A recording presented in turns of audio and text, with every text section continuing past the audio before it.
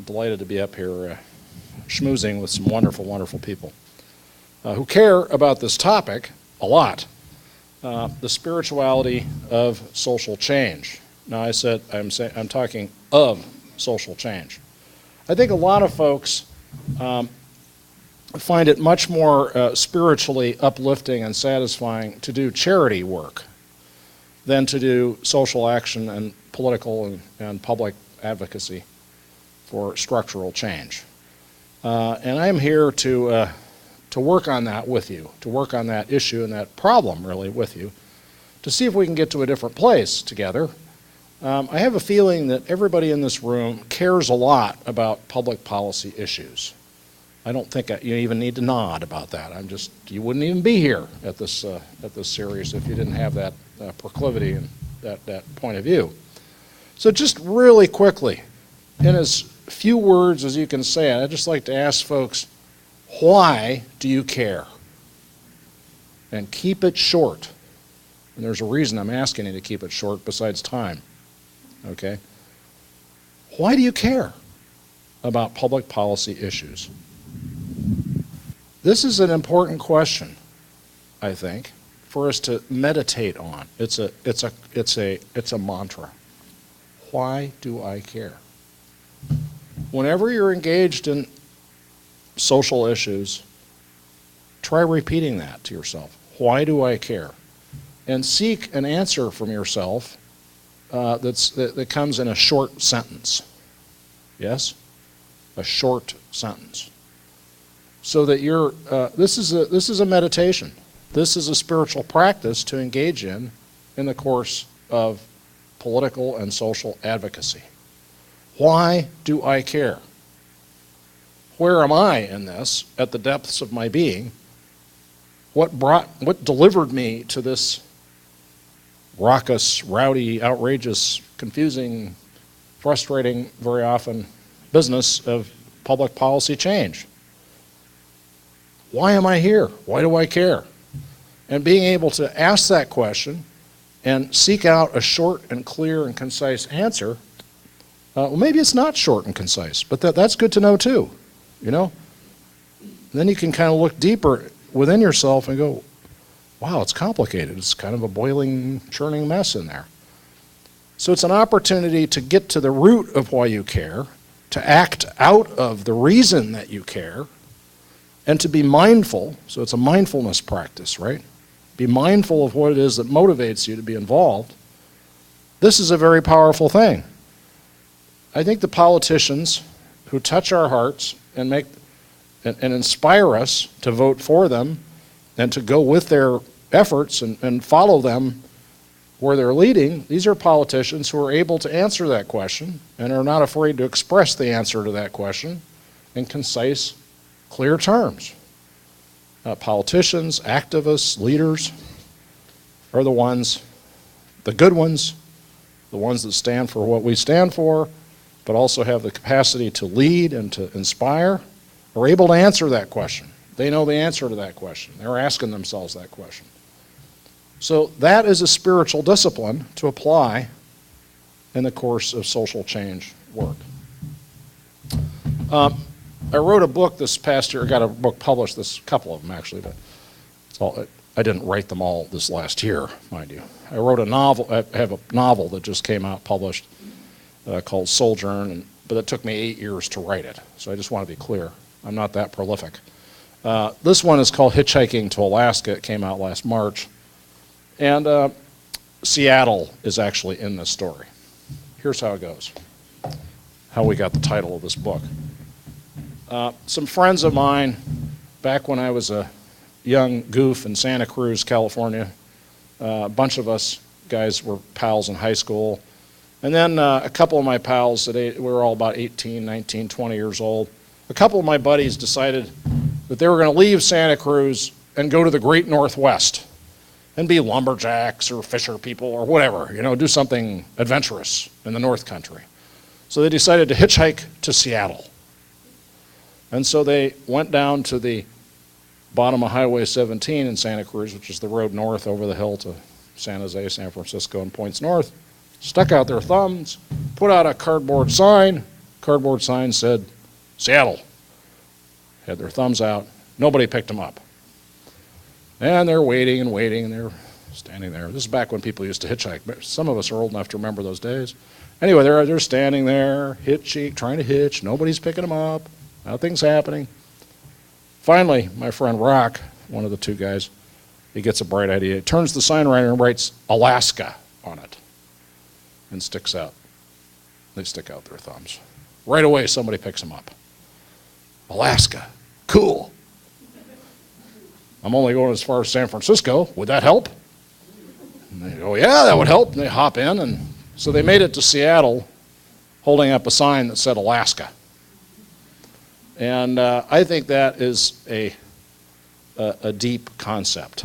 That has application generally for the work of social change and public policy advocacy. Because there are times when in order to get to here, the best way to get to here is to aim here, right?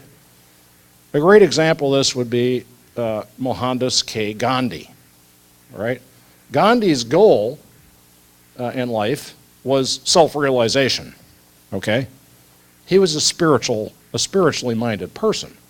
You read his autobiography, the title of it is The Story of My Experiments with Truth, okay? Spiritual truth.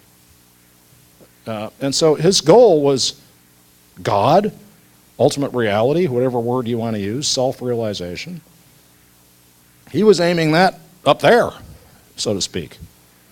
That was the purpose of all of his work in trying, everything he did. It was about peeling back the layers of truth in the search for self-realization. And so for him, ending the British Raj over India was actually just a step along the way to self-realization, you see. The process of doing that was part of how he would get closer to the capital S self at the heart of himself and of all of ourselves, whatever word you want to use for ultimate reality. So that was what he was about. Very clear if you read his autobiography. So since his goal was up here, any kind of trouble or roadblock along the path to get to here was just another step on a much longer road. It gave him the patience and the stick-to-itiveness to keep going. A friend of mine, young friend of mine, is a border justice activist. He's part of a thing called No More Deaths. I take students down to the U.S.-Mexico border in Arizona every year to learn about the mess on the U.S.-Mexico border. It is our immigration policies, I think most of us here probably agree, don't make sense. But then you get down to the border and you see not only does it not make sense, it's a policy of death, right? We've got the purpose of the way that the border enforcement works is to drive migrants to the most dangerous, deadly parts of the desert to cross. The death rate out there is the same as it was 10 years ago. But there's, gigantically many fewer people crossing, but the number of deaths is the same because it's more dangerous and they're going out to more remote areas. Anyway, Walt's job with this group called No More Deaths is to monitor the situation, keep track of what's happening in the desert, what Migra is doing, what the migrants have to go through, and keep track of the humanitarian conditions. So, at a certain point, though, after spending, a couple summers in 120 degrees in a floppy canvas tent and dealing with a lot of frustrations and difficulties that go with the work, he just got fed up, frustrated, and he quit. And then after he quit, he began to reflect. He goes, why is it that the people who stick with this work, funny thing, they're all spiritual people. They're all either religious or spiritual but not religious, but have some kind of spiritual practice of some kind. And you realize it almost doesn't matter what the spiritual practice is. It could be anything practically. But everybody who seemed to stick with it, or most people who stuck with that work, and hung in there for the long haul had some kind of spiritual discipline or practice. And he was struck by this. And he goes, I think I need to check that out. Next thing you know, Walt wound up in seminary, and he's becoming a Unitarian pastor. And now he's found spiritual direction. He's hitchhiking to Alaska now, right? Not just Seattle. Seattle's great, by the way. It's beautiful here. I don't want to go to Alaska. I just want you to. I'm good. I'd hitchhike to Seattle in a flash. This is great here. It's a beautiful city. But my point is, he's hitchhiking to Alaska, and now he's regained the patience to deal with the frustrations that go with the work of this organization. He's back at it. He's back involved, and he has a very different attitude. He has something that will carry him through. He has spiritual batteries, like, to keep him going. So there's something to this. So the work of social change and advocacy, it can be long and frustrating, and it involves going to public meetings. I'm sure many of you here have spent time in public meetings. Could there be anything more stultifying, more mind-numbing, more soul-deadening than a city planning commission meeting? Oh man, you need God to get through that, or something, Buddha, or somebody, It's just so incredible. So you're dealing with, abject, horrific boredom a lot in this work. You're dealing with difficult people. You're dealing with unspeakably inflated egos that prevent you from getting things done, but sometimes egos that you need to put to work to get things done. I mean, it is like a minefield for the spiritual seeker to deal with, to be involved in public policy change, working for peace, for justice at the structural level. So one way to think about all that is that, in fact, this is a fantastic spiritual discipline. Right? Can you remain mindful? Can you keep your eye on Alaska and your thumb out aimed that direction? Through all that, can you do it? That is one way of looking at what you're doing when you get engaged with this kind of work. A little bit of history here to meditate about, and part of why it's hard, and part of why we've kind of fallen out of the discipline, the spiritual discipline, of working for social change and structural change in America. History. We'll start with, I'm going to weave together some things, but bear with me. Keep your eye on Alaska, and your thumb out while we go through this history. There used to be in America something called the civil religion. All right? Lincoln employed the civil religion in his rhetoric. During the Civil War, he knew, he said, America has sinned against God Almighty. The whole country has sinned against God Almighty.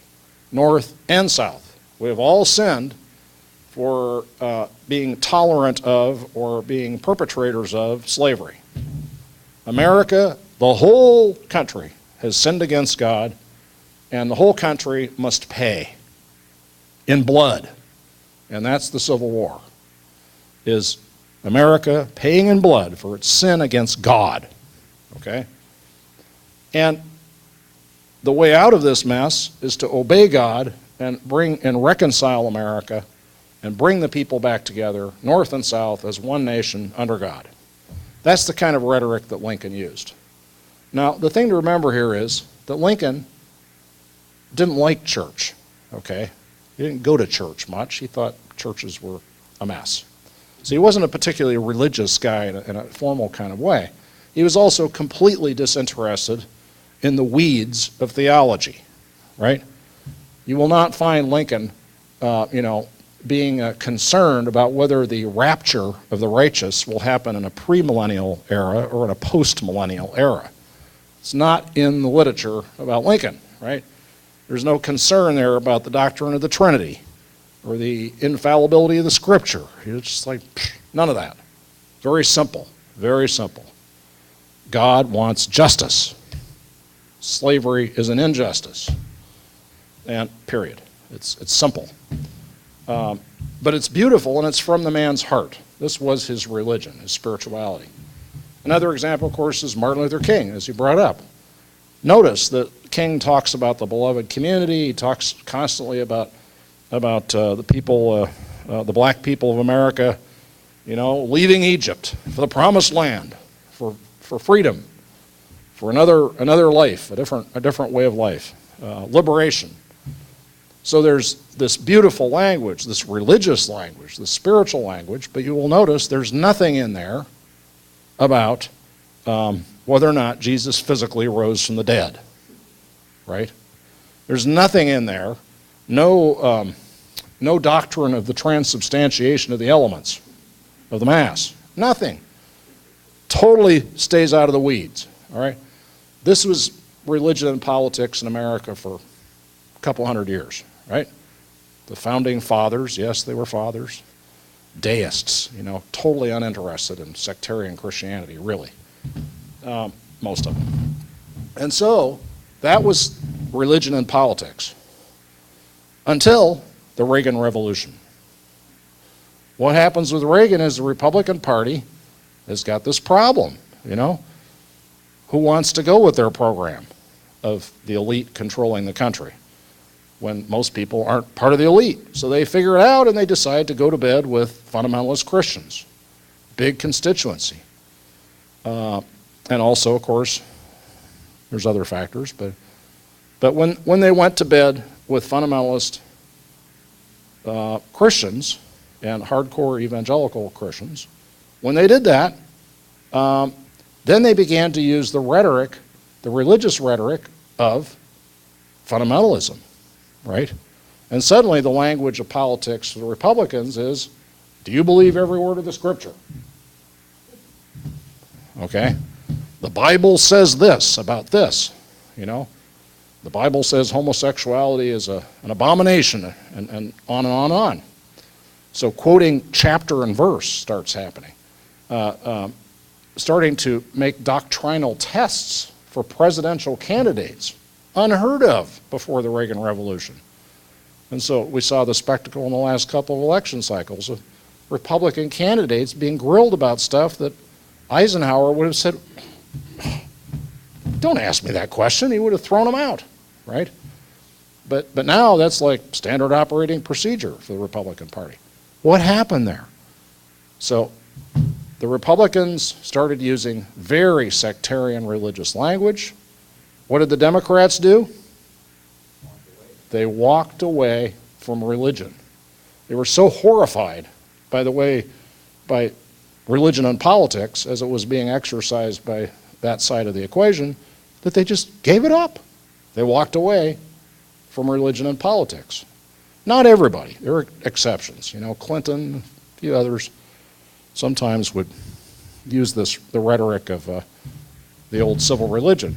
But by and large, the Democratic campaign machine gave it up and ceded the whole landscape of religion in America politically to the conservative wing. And that's where we are today. There was a brief period back in 2005 when there was a bit of a turnaround for a while, but it dissipated. The party forgot about it.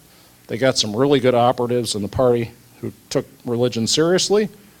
Unfortunately, they Peter principled them out of their jobs. They hired them into the administration and out of the party.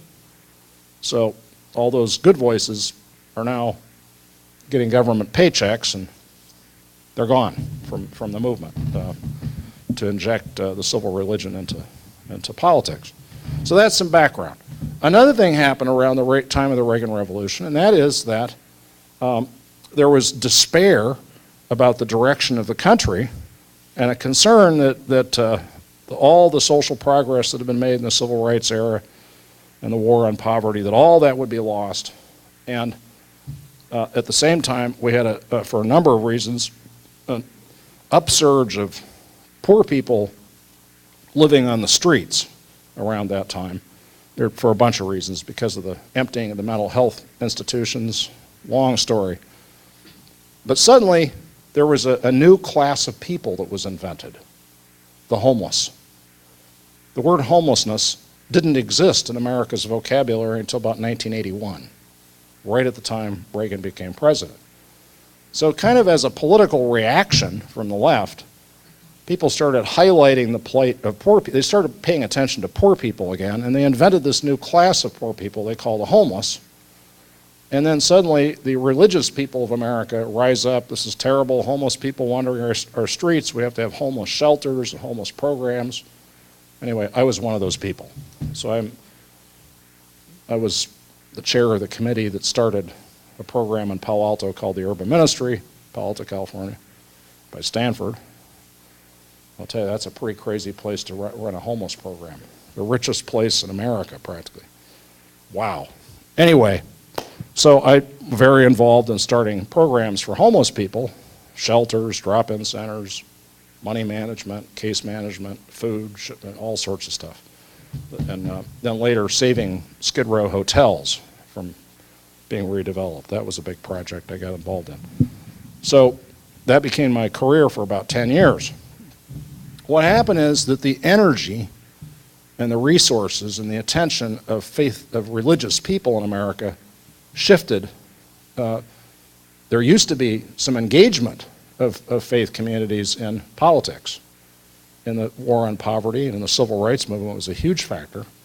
All that energy shifted over to the private sector dealing with the charitable institutions to serve poor people. And part of the change also was the weakening of religious organizations. So denominations like the Methodists, the Presbyterians, my church, the United Church of Christ, our denominational resources were going down as our membership was declining. And so our national level people who did advocacy had less resources to work with and became less effective at the national level. So a lot of energy went into charity that otherwise might have gone into preventing the need for the charity, right? And a lot of faithful people got sidetracked away from the frustrating mess that was happening in Washington as the right wing began to chip, take apart the government and reduce our social safety net to the tatters that we have it in today. So people like me are culpable here, okay? It was easier to go do charity. It was more personally rewarding to hold the hands of homeless people and be at their side and go to the hospital with them and visit them in jail. And I love that work and I believe in it and I totally support it. But if you're going to do charity, you also, because of because of why we care, leads us to do more than charity. Yes, it leads us to change the system, that the upstream stuff that's causing the downstream problem. So that's a bit of history. Brings us to where we are today. So how do we re-energize ourselves to become agents of social structural change while maintaining our spiritual focus while we still have our fingers, our thumbs out hitchhiking to Alaska? That's what I'd like to think about here today. Real quick, a little bit of a slideshow. How can coffee hour end poverty? Coffee hour, for those of you who are not part of Christian churches or other churches, it's a big, I wrote an article once called A Coffee Hour, America's True Religion. It really the coffee, the worship service or the Sangha or whatever that you do before, that's just the prelude to the real deal, which is coffee hour. All right, and I have found coffee hour to be ubiquitous. I hang out in lots of religious communities, and coffee or tea, at the Buddhist temples, that's where it's at, right? So how do we harness our social capital of our religious institutions the social capital that is formed and nurtured and maintained in coffee hour, how do we aim that at making a difference in the world? Okay, we'll wake up. There we are. Again, I was very involved in starting shelters and homeless services. We started an organization called the Urban Ministry in Palo Alto. One of our projects was to create a shelter quite like the one in this building, yes? We call it Hotel de ZINK. Long story. But in the 1930s, there was a shelter that had been started by the chief of police, whose name was Chief ZINK. And the homeless people in the 1930s in Palo Alto called the shelter Hotel de ZINK. And the other part of the story is that all over America, jails are nicknamed after the sheriff of that place. You'll notice this if any of you have been in jail, you know what I'm talking about. Anyway, so we started Hotel de ZINK again in the 1990s, and that was a wonderful project. It continues still to this day. It still exists, using church buildings at night as a place to translate coffee hour into serving poor people, low-income people living on the streets. So that was charity. But then, why are these people homeless? Well, a big part of it is that they used to have access to housing that was cheap, and then that housing went away. You know, there used to be Skid Row hotels in our major cities, and then they got downtown areas got redeveloped. It happened here. It's happened in cities all over the country, and that cheap housing stock turned into condos, office towers, etc. Well, Palo Alto had 4 Skid Row hotels. Palo Alto, who knew? This wealthy town. We had them. Well, one of them was imminently going to be converted to a condominium, office condominium, and that's where I got involved and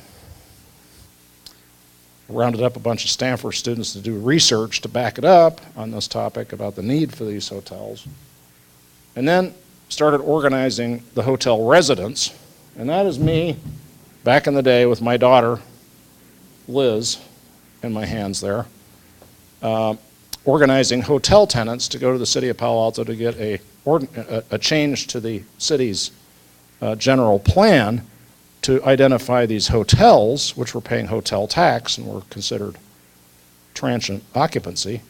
We converted the hotels to being housing in the general plan so we could protect the hotels from redevelopment. And it worked. We saved them. My daughter, by the way, is now a social worker. Yay, social work. Anyway, got her MSW a year and a half ago, so I'm very proud of her carrying on that tradition.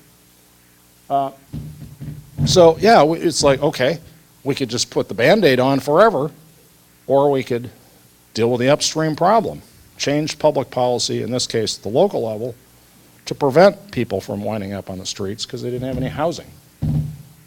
That's just one small example of working upstream. And by the way, we're meeting in a church there, okay? All Saints Episcopal Church, Palo Alto. And all those folks lived in the hotels. One of the hotels we saved, that hotel, it was like a shooting gallery where junkies would go to get their fixes. And anyway, when it was all done, it was turned out beautifully, the remodeling and preservation of it, taken over by a low-income housing development corporation. It's a happy ending. So an upstream solution. Here are some statistics to meditate upon about why we need, because we care, because of the reasons why we care in our souls, why we need to turn more energy towards public policy change and not just do charity. Here's some stats. It turns out, and it's not on this slide, there's another way to describe this problem. So the federal SNAP program, the food stamps, as it's often known, in 2005, $28.6 billion program. The total volume of food bank food in America is 2 billion pounds. Now you could figure all sorts of ways to value that, but if you were generous, it might be worth $4 billion. So that's the difference in scale between the public programs that feed hungry people in America and the private. Okay, Bread for the World. Bread for the World is a evangelical, conservative Christian charity in America, which is working very hard to try to stop cuts in the SNAP program. Why? Because Bread for the World, it's a very reputable organization, works worldwide, and they have figured it out that and I'm just going to ask you a question. What do you think the percentage is of private food donations in America of all kinds? Food banks, soup kitchens, church food closets, all of it. All donated food and money to buy food from private charity in America. What's the percentage of that relative to the federal total food budget for feeding hungry people? What's the percentage? I want to hear some guesses. 30%? Interesting. That was the figure somebody put out at dinner tonight. Others? Yes. 1%? Answer, 6. Check you out. Do you work for Bread for the World? 6%. 6%. So the Paul Ryan Republican budget cuts for food stamps in the Congress, that is a bigger amount than the entire charitable donation system for food for hungry people in America. That cut wipes out the dollar value of all donated food in America. So anybody who is under the presupposition that somehow charity can fix these problems, no. Now we need charity for other reasons, to putty up the gaps in our tattered social safety net. So we need food banks and food closets, totally. But it's not going to pick up the slack. Forget it, not happening. Here's another set of statistics. Housing, okay? How many units of housing has Habitat for Humanity, the most beloved housing charity, maybe one of the most beloved charities in America? How many houses is it built in America? Since 1978, 30,000. How many units of housing are subsidized every year by Section 8, the federal subsidy program for rents? By the way, virtually the same subsidy in each case, 30% of income. That's Habitat standard, that is HUD standard. 1.4 million units every year. So anybody who thinks that private charity is going to solve our housing problem, you must have been drinking that Tea Party tea. Okay? Because there's just no way. No way, Jose. Now, something to keep in mind here about this 1.4 million units, actually more than that, I think, at this, as of now. It's a bit old slide here, but it turns out that many millions more people in this country are eligible for Section 8 subsidies than can get them, because it's so ridiculously underfunded.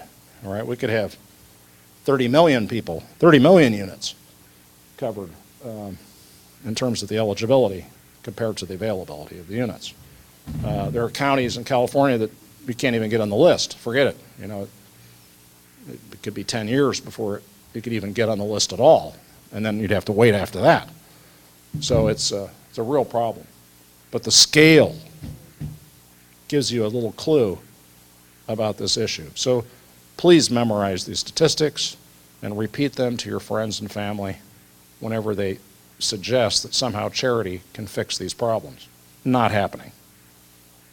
And there's some advice about agencies that, organizations that are working for systemic change in the realm of, just in the Christian world.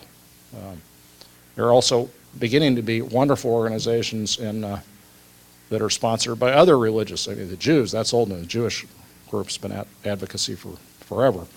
But now you're starting to get Hindu and Muslim and Sikh organizations as well as America's religious diversity spreads and new institutions come into being to work on these issues. So we have new partners in this work all the time from other faiths. So, I want to close my talking part with a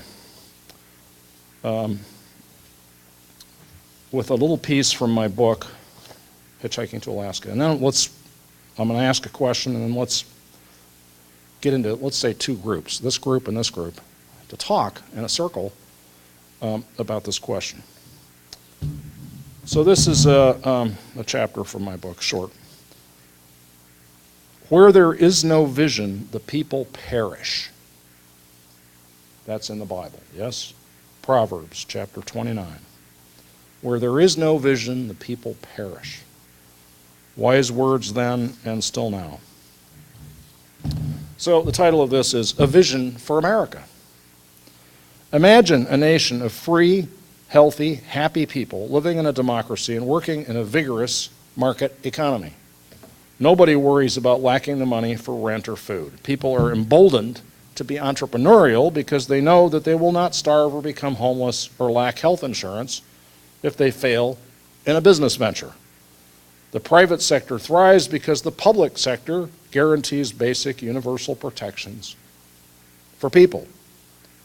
This social safety net is funded by taxes. Its services are provided efficiently by public and private agencies. Wherever possible and practical, market-based incentives are used to maximize the quality and the costs of the program. Everyone has health insurance paid for through their taxes. Public insurance pays for services provided by private doctors and hospitals. Free K through 12 education is excellent, accessible to all. Higher education is excellent and adapts to new technology, like web-based teaching. Tuition is heavily subsidized for students. Research universities, well-funded from public and private sources, are engines that drive the nation's global leadership in technology and cultural development. Workers displaced by economic changes are offered generous retraining opportunities. Taxes are substantial, but not so high that they stifle the economy. People are willing to pay them because they get so much in return. A huge federal budget deficit is brought into balance by a combination of careful cuts and measured increases in revenues from closing tax loopholes and raising taxes on higher income people. Straightforward, efficient regulations govern the economy to protect the natural environment, the interests of consumers, while maintaining the health of industry and commerce. Regulation is carefully crafted to avoid bad unintended consequences and excessive red tape. Incomes of citizens vary widely, but low-income people do not suffer severe deprivation, and the total wealth is not overly concentrated in the upper income class. Executive compensation is moderated by regulations that require transparency in corporate governance. The liberty of individuals is honored unless it adversely affects other people directly. Laws are based on the principle of harm reduction.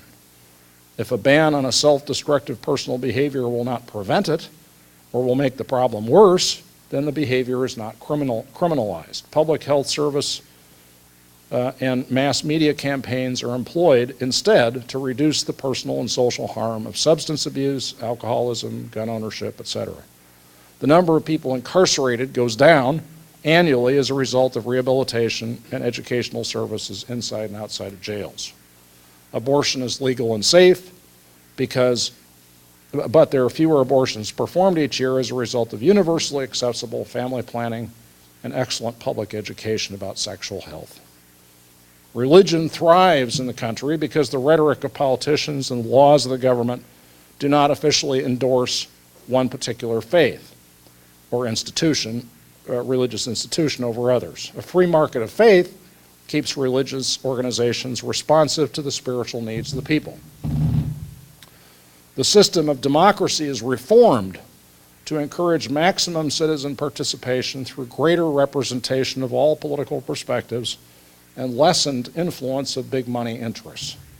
Constitutional changes are made so that a wider range of public opinion can be represented, and also to encourage the formation of broad consensus.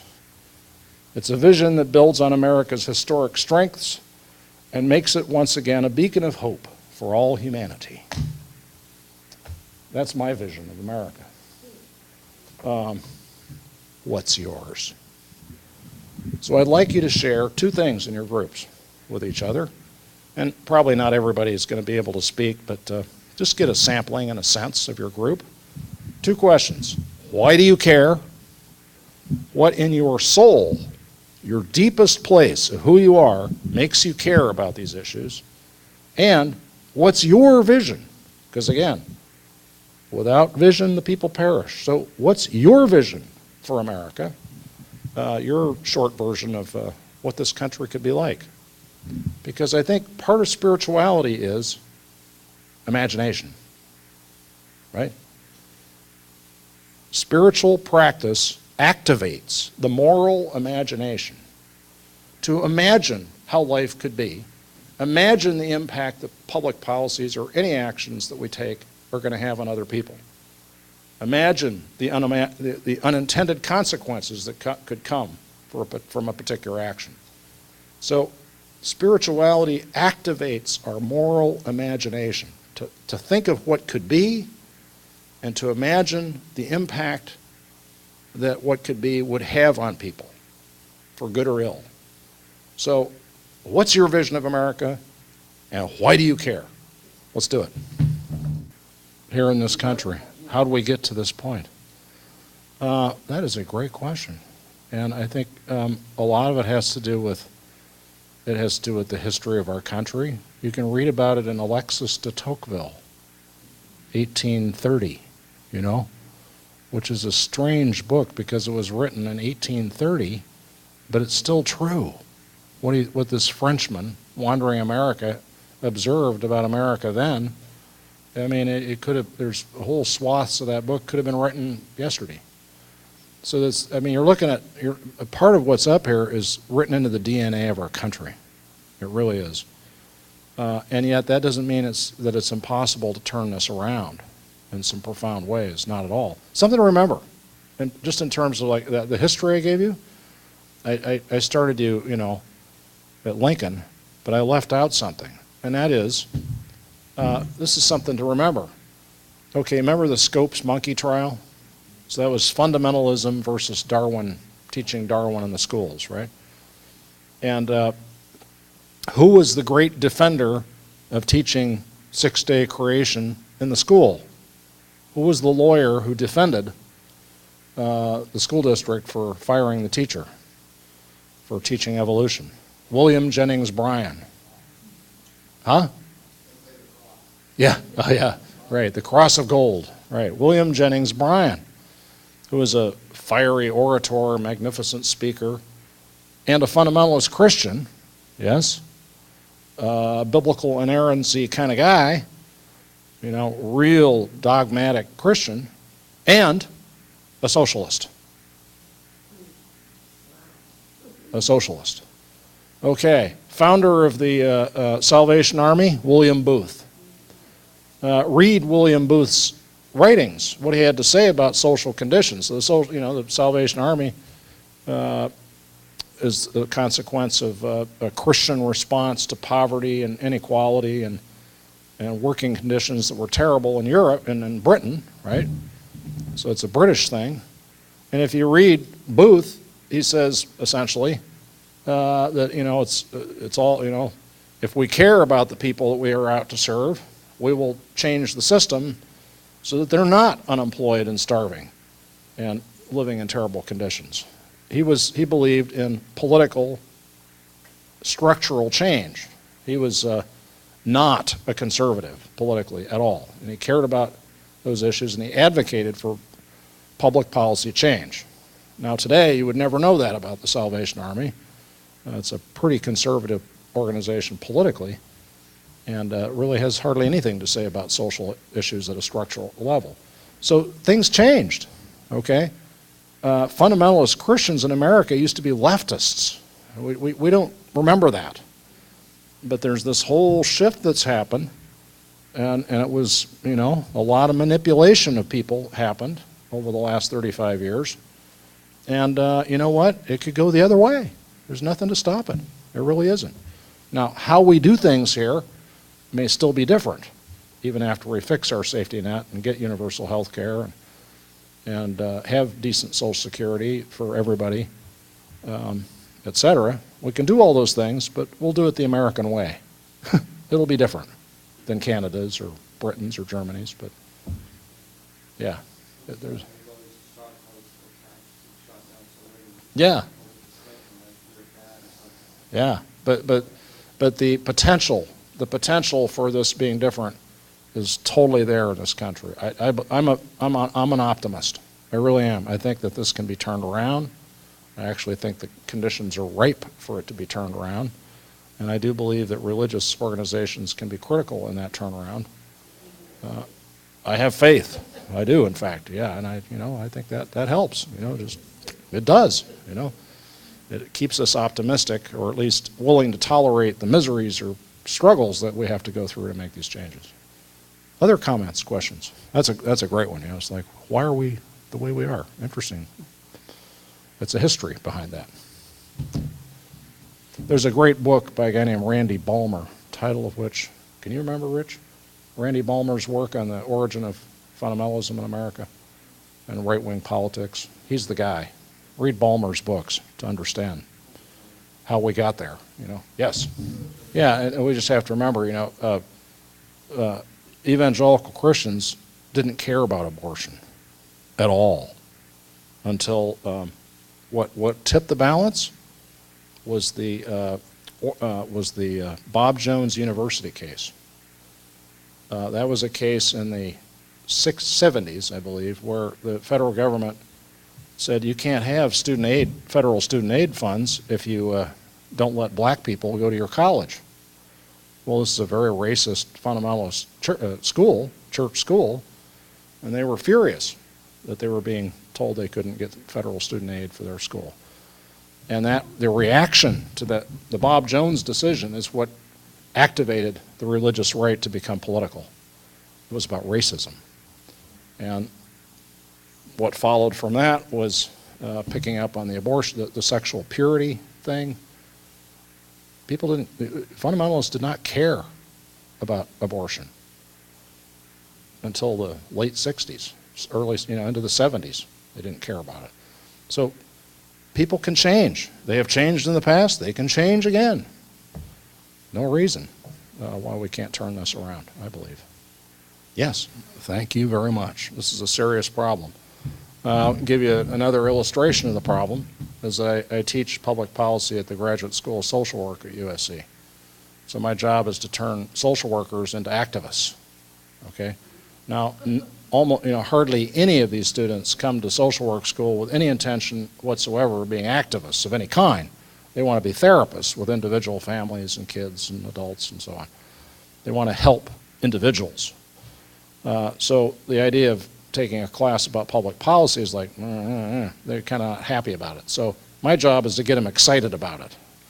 I'd like to say that, I'm having moderate success at this. It's fun. It's a fun challenge to try to turn them on to this. I was just telling Rich and Kathy earlier tonight about this. There's a club at the social work school called the Social Action Club. And I went to their meeting. I was an advisor for a while when this group, I think it's kind of fallen apart.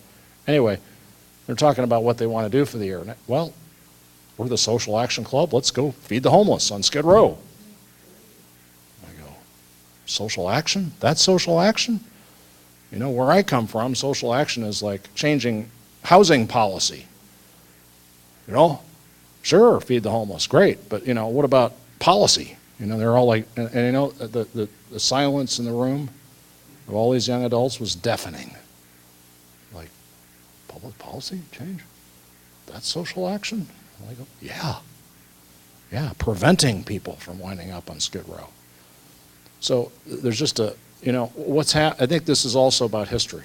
We've had 35 years of an assault on public institutions by the right wing.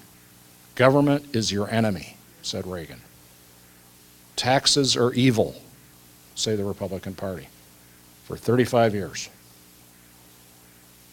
You have Americans for Tax Reform, Grover Nordquist, Americans for tax deform, right? I mean, let's cripple our government by taking away its money.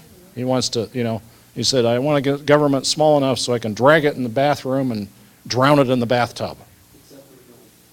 Well, actually, he doesn't say that. He wants to cut the military, too. The point being here, we have an assault on the concept of the common good for 35 years. And it's an assault, and it worked. And now kids at the social work school don't know what social action is because it's been demonized for so long. They think of it as a hopeless mess. Who wants to have anything to do with politics? That's what we're up against. Also, there's been a steady erosion of trust in all kinds of institutions. All institutions. Who trusts any institution? Right? So their trust in government has been eroded, their trust in big business has been eroded, and their trust in temples, churches, and mosques has been eroded too. So you got this atomization of our society that's going on. So this is a tough thing to deal with. But again, if we go down deep, and I think even these, that's what I try to do with my students, is to get them to think, every class begins with, start with heart. I start my classes with a meditation that they lead. To go deep, to find out why do I care? Why do I want to be a social worker? What do I care about? Who do I care about? And why? And go there, and then if you really care, and not just kind of care, but really care, then you're going to do what it takes to care, which inevitably leads you into political, structural, social change work. Inevitably. It inevitably leads you to engage with institutions and belong to institutions that engage with institutions. So we got to go back to the basics here. I do think this is a spiritual problem. There's a wonderful book that I recommend to you. A philosopher named Paul Woodruff. He's a professor of philosophy at UT Austin. And we had him come to USC this last year to do some lectures. My office co-sponsored, and long story. But anyway, in his book, Reverence, he writes this beautiful book called Reverence. And in there is a chapter in which he says, voting is irrational. Think about it. Your vote will not change an election. Your individual vote will not change the result of any election, except maybe for condo board, okay? Anybody ever been in a condo association? Scary.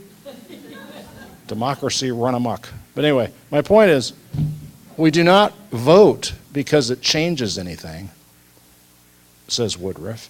Voting, says Woodruff, is a ritual. It's a ceremony, okay? It is the ceremony in which we act out our deep value of democracy, our deep sense that each individual human being's opinion counts and matters. Mine as much as the highest and mightiest of the mighty, right?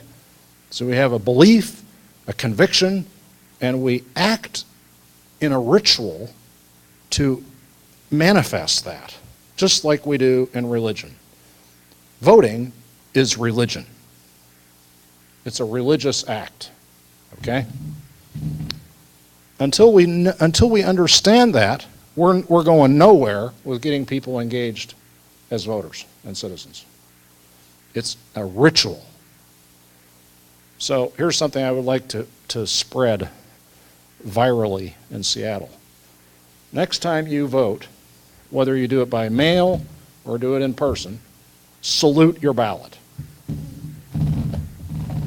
As you put your ballot into the mailbox, probably all of you here are absentee ballots, that's how it works in Seattle. As you go to the mailbox, salute your ballot and say, I salute all those Americans who risked and gave their lives for me to have the right to vote. Do that, please. And tell everybody you know to do that. because it's a ritual, okay? So that when you put that ballot in the box, in the mailbox, your heart is activated. Your soul is activated. Okay? This is a ritual. And when people catch on to people want to do rituals together. It's communal. All rituals are communal. Even if you do it privately, it's still communal, right? Do that. Spread the word. Let us revive this ritual of voting, okay? So that people remember their deepest value. That, yeah, I do matter as much as Bill Gates, or as much as Obama, or as much as George Bush. I matter just as much. So please, spread the word. I'm trying to push this out there. Another thing I do, that I do in churches, have done for years, is the blessing of the taxes. Okay, 35 years of demonizing taxes in America. My friends, go to your religious communities and bless your taxes. So what I do is I take a IRS form in an envelope, I put it on the altar, I put my hand on it, and I pray over it on behalf of the whole congregation. I pray, dear Lord, that these taxes be spent for the common good, that they be spent well, and that all of us be activated as citizens to assure that these taxes are spent well to benefit the least of us in our society who suffer from deprivation and need, and we serve the people with these taxes. Amen. Something to that effect. You can look it up. Burklo, blessing taxes, Google that, you'll get the tax prayer. And the Sunday before tax day, I do this in church. And I've spread it around the country. A lot of people are doing this, and a lot of pastors and rabbis, et cetera, are doing this. It's a ritual, okay? Paying your taxes is a ritual. Let us celebrate our taxes, all right? See, it's a very subtle thing I'm doing there, isn't it? You know, when you bless taxes, suddenly they're not evil, like Grover Nordquist and company are saying. You know, excuse me. Grover Nordquist is a sick man, okay? That is sick, what he's doing, all right? And there's something else I propose that we do, because it's crazy. Think about it. See, I'm getting excited now. It's crazy that thousands, tens of thousands of politicians in this country signed a pledge to never raise taxes under any circumstances. Wait a minute. They have pledged to serve the people. And if that means raising taxes now and then, that's what it means to serve the people, period. Don't be signing a pledge that gets in the way of the pledge you did when you took office. Okay, and that's what this is about. So here's what I propose. You know what he does with those pledges? They're in a vault. He put them in a vault, like they're sacred, holy things. So I say, okay, let's do this. Let's get another vault where we take the pledges and we shred them up and we put them in the vault. Shred them up and put them in another vault, in a church someplace. It should be a church. How about it, Rich? Would you be willing to receive them here? Is that a commitment, seriously? Watch out, dude. Watch out, because it's going to happen. You're going to get them here in your basement. But that's a ritual, see? So Grover Nordquist gets it. Why don't we get it? All right? He puts people through this ritual of signing this idiotic, meaningless, and anti-American document that's wrecking our country. They didn't make any pledge to, they don't pledge to not cut tax, They cut taxes, they're allowed to do that, but they can't raise them again when we need it. It's crazy, all right? So this is just, it doesn't make any sense at all.